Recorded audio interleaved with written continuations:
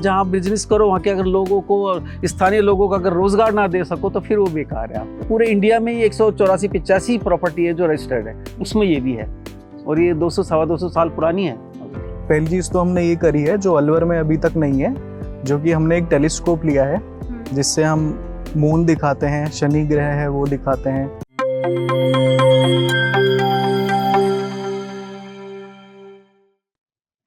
यह कहानी उन नौजवानों के लिए है जो कुछ नया करना चाह रहे हैं। दिल्ली एनसीआर और आसपास के क्षेत्रों के उन पर्यटकों के लिए है जो वीकेंड में अकेले या परिवार के साथ या दोस्तों के साथ 2-3 दिन की छुट्टी बिताने के लिए अपने गृह जिला के नज़दीक ही रुकने का कोई खास ठिकाना तलाश करना चाह रहे हैं। उन पर्यटकों के लिए भी है जो राजस्थान के ठेठ ग्रामीण क्षेत्र की खास रेसिपी का जायका लेना चाहते हैं। महानगरों व छोटे बड़े शहरों के उन लोगों के लिए भी है जो चूल्हे के निकट बैठकर सिकती रोटियों, चटनी, छाछ और देसी सब्जियों का जायका लेना चाहते हैं। उन पर्यटकों के लिए भी जिन्हें हेरिटेज हवेली के भित्ति चित्र देखने की ललक है, और उनके लिए भी जिनके मन में प्राचीन निर्माण व वास्तुकला को देखने की ललक है। उन लोगों के लिए भी जो होटल प्रांगण में बने स्विमिंग पूल का आनंद लेना चाहते हैं। हम बात कर रहे हैं अलवर शहर से सटे बुर्जा गांव में स्थित होटल बुर्जा हवेली की। कभी बुर्जा की शान ये हवेली आसपास के 18 गांवों की जागीरदारी का ठिकाना थी। अगर देख रेख नहीं होती तो हो सकता है ये हवेली आज खंडर में तब्दील हो गई होती, मगर ठाकुर उपेंद्र सिंह और उनके बेटे कुंवर लक्ष्य सिंह ने इस हवेली को आज एक ऐसे शानदार कम बजट के होटल में बदल दिया है जिसमें रुकना यादगार बन जाता है। हवेली से होटल बनने की कहानी सुनने से पहले महेश कुमार वैद्य का अभिवादन और एनजेपी इंडिया को लाइक एवं सब्सक्राइब करने की मेरी अपील स्वीकार करें। इस हवेली की गौरव गाथा सुनाते हुए हम एक बात भूल गए कि यहाँ जायके के साथ विज्ञान का चमत्कार भी देखने को मिलता है। हवेली में डिनर के लिए आने वाले ग्राहकों और यहाँ रुकने वाले लोगों को टेलीस्कोप की मदद से उपग्रह चंद्रमा ही नहीं बल्कि शनि व बृहस्पति जैसे ग्रह तक दिखाए जाते हैं। एनजेपी की टीम बुर्जा गांव के निवासी राम अवतार जांगिड़ को साथ लेकर यहां पहुंची तो उपेंद्र व लक्ष्य ने हवेली के होटल में बदलने की पूरी कहानी एक एक करके हमको बताई। होटल की खासियत की पूरी जानकारी एनजेपी की टीम से साझा की। उपेंद्र सिंह से हमारी साथी शैली शर्मा ने और कुंवर लक्ष्य से कोमल राव ने विस्तार से बात की। आजकल कुंवर लक्ष्य ही होटल का कामकाज देख रहे हैं। आप दोनों से हुई बातचीत सुनिए और अच्छा लगे तो अलवर जाने पर बुर्जा हवेली जाना मत भूलिएगा। हम हर रविवार को प्रेरक सफ़र एंड इंस्पायरिंग स्टोरी देते रहे हैं।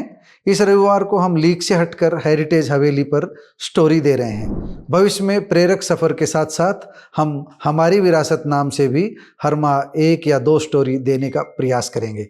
आइए अब उपेंद्र सिंह को सुनते हैं। उपेंद्र जी, आप हमें बताइए कि इस हवेली की हिस्ट्री क्या है, आपके परिवार के बारे में थोड़ा हमें बताइए विस्तार से। सबसे पहले तो सबको नमस्कार। ये जो अलवर रियासत है उसमें बुर्जा एक ठिकाना था, जैसे छोटे ठिकाने होते हैं ना, ऐसे 18 गांव का ठिकाना था। हमारे 4 फादर्स यहाँ के जागीरदार और लैंडलॉर्ड थे, और ये बड़ा धर्मार्थ ठिकाना था। इन्होंने बहुत सारे धर्म के काम किए हैं। अलवर में बहुत बड़ा मंदिर है, यहाँ भी 9-10 मंदिर हैं। अलवर में जो बड़ा अस्पताल है वो डोनेट किया है, काफ़ी चीज़ मतलब दान पुण्य की थी। और यहाँ के लास्ट वो जो थे उनका नाम था ठाकुर शिवलाल सिंह जी। उनके बाद मैं उनका एक दत्तक पुत्र हूँ। उनकी एक ही लड़की थी मेरी मदर, और मैं उनका दत्तक पुत्र हूँ। तो हवेली से रेस्टोरेंट और रूम्स बनाने का आपका मतलब मन में विचार कैसे आया, कैसे जनरेट हुआ आइडिया? इसके लिए सबसे पहले हमारे काफ़ी रिलेटिवों ने ये जो जितनी पुरानी हवेली वगैरह उनमें हेरिटेज होटल खुली हुई थी, तो उनको देख के उनसे बात करके मुझे भी ऐसा लगा कि क्यों ना हमारी ये होटल है, हवेली है, और राजस्थान में इस हेरिटेज का बड़ा वो चल रहा है, तो इसको क्यों ना होटल में कन्वर्ट किया जाए। क्योंकि इतनी बड़ी हवेली थी, कोई ना कोई जब तक इसका कॉमर्शियल यूज नहीं हो तब तक वो आगे काम भी नहीं कब से शुरुआत की है? ये 2005 में इसको होटल में कन्वर्ट किया था मैंने। फिर कैसे कैसे आपने इसको आगे बढ़ाया? बस फिर वो धीरे धीरे, पहले कुछ रूम से स्टार्ट किया था, 7-8 रूम से किया था। सिंपल सा एक रेस्टोरेंट था, फिर सेकंड पार्ट, ये गार्डन भी पुराना है, स्टेट टाइम का ही है, फिर मैरिज का रेस्टोरेंट, बार धीरे धीरे फिर वो बढ़ता गया।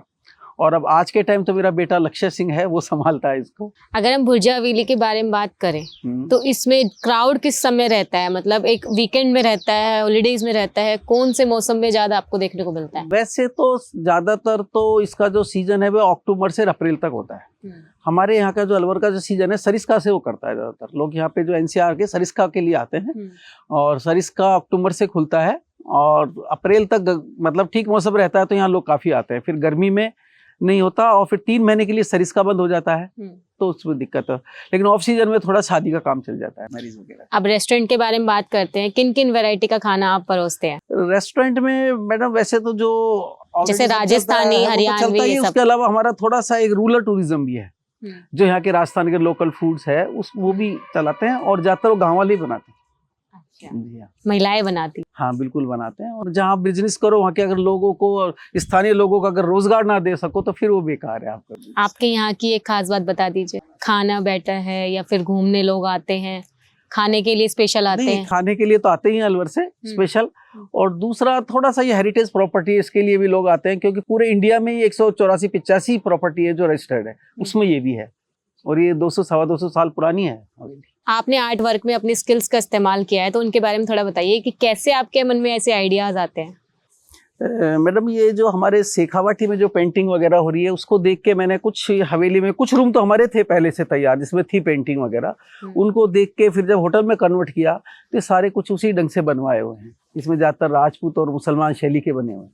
तो आपने अपना आइडिया दिया? जी हाँ, मेरा है, कुछ इधर उधर से नकल भी की हुई है ऐसा कुछ नहीं। ठीक है। और एक यहाँ पर हमने एक मचान भी बनाया हुआ है, एक पुराना पेड़ है उसमें एक मचान भी है, ट्री हाउस टाइप। लक्ष्य जी, अभी आपके पापा ने बताया कि फिलहाल हवेली आप संभाल रहे हैं, रेस्टोरेंट आप संभाल रहे हैं, तो आप एक नई पीढ़ी है, इनोवेशन तो पक्का किए होंगे, तो आपने क्या क्या नई चीजें यहाँ पे की है?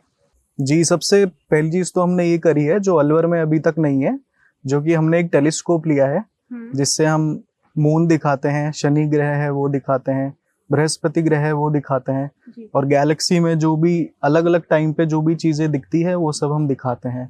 हर रात को ये प्रोग्राम होता है। तो ये सुविधाएं जो यहाँ पे स्टे करते हैं सिर्फ उनके लिए है या जो यहाँ की लोकल पब्लिक है उनके लिए भी? सबके लिए है, जो भी लोकल भी आता है, रेस्टोरेंट में आता है उनके लिए भी है, और जो रूम्स में स्टे करते हैं बाहर के लोग उनके लिए भी है, सबके लिए है।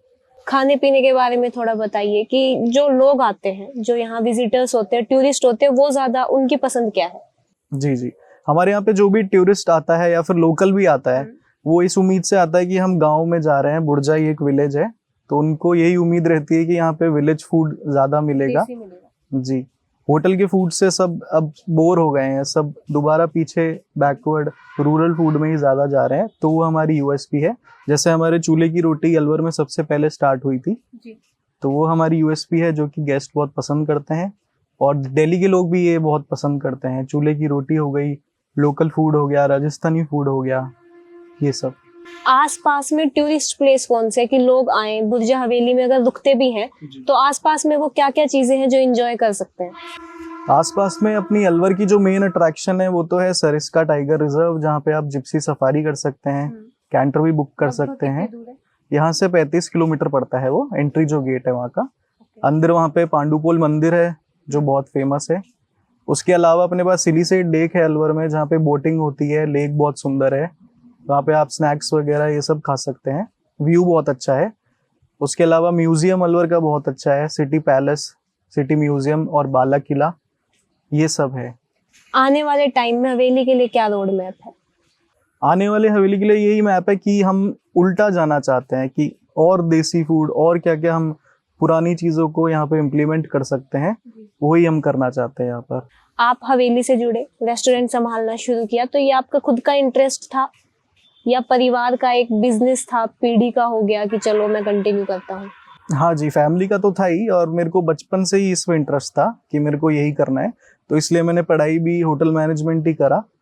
तो मेरा शुरू से ही रहा है कि मेरे को बिजनेस ही करना है फैमिली। इनके अलावा अपने पास होटल में जो फैसिलिटीज है वो स्विमिंग पूल है, ट्री हाउस है, कॉटेजेस रूम्स बने हुए हैं।